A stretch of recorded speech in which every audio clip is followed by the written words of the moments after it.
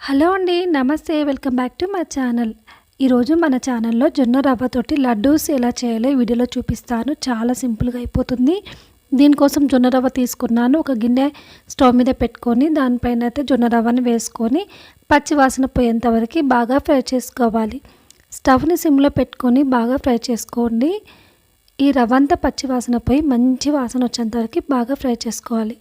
ఇలా ఫ్రై అయిన తర్వాత ఇది కలర్ కూడా కొంచెం చేంజ్ అవుతుంది. ఇలా ఒక 10 నిమిషాల పాటు ఫ్రై చేసుకోవాలి. చూడండి, ఇప్పుడు రవ్వ అయితే బాగా ఫ్రై అయిపోయింది. ఇప్పుడు ఇందులోకి సగం కప్పు వరకు నువ్వులు అయితే వేసుకుంటున్నా. నువ్వులు మీ ఇష్టం అండి, మీకు ఇష్టం ఉంటే వేసుకోండి, లేకపోతే పల్లీలనే వేసుకోండి. ఇలా వేసుకొని కలుపుకోవాలి. ఇప్పుడు రవ్వ చాలా వేడిగా ఉంది కదా, ఆ వేడికి కూడా నువ్వులు బాగా వేగుతాయి, తొందరగానే వేగుతాయి. ఇలా ఒక 5 నిమిషాల పాటు బాగా వేయించుకోవాలి. చూడండి, ఇలా వేగించుకోవాలి. లేదు అంటే దీంట్లో జీడిపప్పు కూడా వేసుకోండి. జీడిపప్పు అన్నా బాదం పప్పు అన్నా మీ ఇష్టం ఏదన్నా ఉంటే వేసుకోండి. ఇప్పుడు ఒక మిక్సీ జార్ తీసుకొని అందులోకి వేయించుకున్న రవ్వ నువ్వులు ఉన్నాయి కదా, అవైతే వేసుకుంటున్నాను.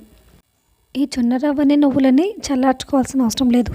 ఇప్పుడు ఇందులోకి సగం కప్పు వరకు బెల్లం వేసుకుంటున్నాను. బెల్లం తక్కువ తినాలనుకుంటే సగం కప్పు వేసుకోండి, లేదు అంటే కొంచెం ఎక్కువనే వేసుకోండి. చూడండి, ఇలా బెల్లం అయితే వేసుకున్నా. ఇందులోకి 1/2 కప్పు వరకు పుట్నాల పప్పు అయితే వేసుకుంటున్నా.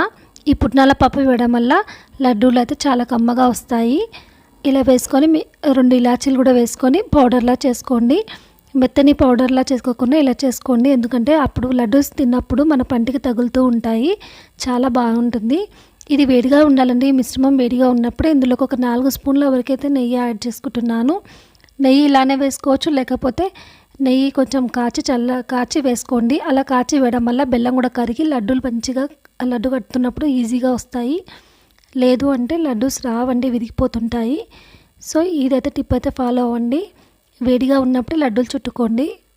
ఇలా చేసుకొని చేతితోటి బాగా కలుపుకోవాలి ఈ మిశ్రమాన్ని. ఇలా కలుపుకొని వెంటనే లడ్డూలు చేసుకోండి. ఈ చల్లగైన కొద్దీ లడ్డూస్ అయితే రావు. అలా చల్లగైనప్పుడు మళ్ళీ ఒకసారి మిక్సీ జార్లోకి వేసుకొని మరీ మెత్తగా చేసుకొని లడ్డూలు అయితే చుట్టుకోండి. చాలా సింపుల్గా అయిపోతుంది. 5 నిమిషాల్లో మనం చేసేసుకోవచ్చు. ఈ లడ్డూలు జొన్న రవ్వతో చేశాను కాబట్టి హెల్త్కి ఎంతో మంచిది. చిన్నపిల్లలు కానుంచి పెద్దల వాళ్ళ వరకు ఎవరైనా తినొచ్చు. స్కూల్ నుంచి వచ్చినప్పుడే పిల్లలకి ఇలా చేసి పెట్టండి. ఈ వీడియో కనుక మీకు నచ్చినట్లయితే నా ఛానల్ని సబ్స్క్రైబ్ చేసుకోండి. Thank you for watching.